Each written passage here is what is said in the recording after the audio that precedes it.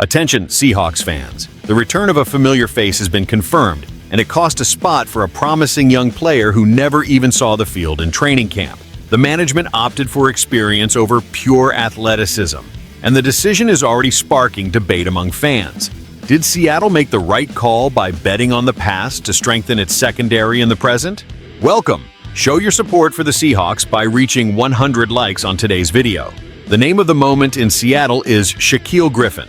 The veteran cornerback, drafted by the Seahawks in 2017, is officially back on the team.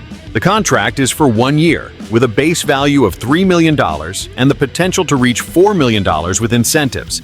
In contrast, safety JT Woods, recently converted to cornerback, was released even before the start of training camp. This move sends a clear message from the new coaching staff. The priority is immediate stability on defense, not long-term projects.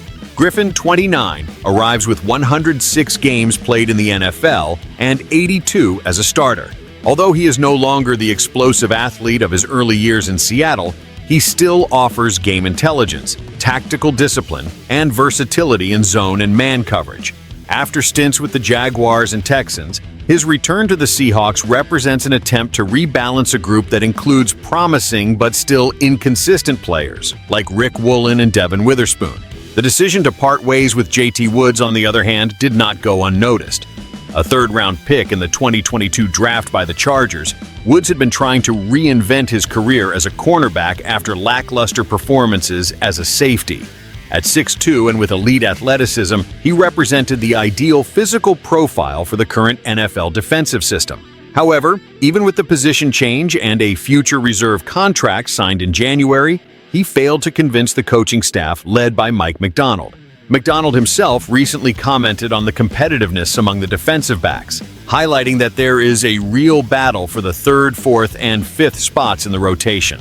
With 10 cornerbacks currently on the roster, including undrafted players Isis Waxter and Z. Alexander, the space for experimentation has become limited.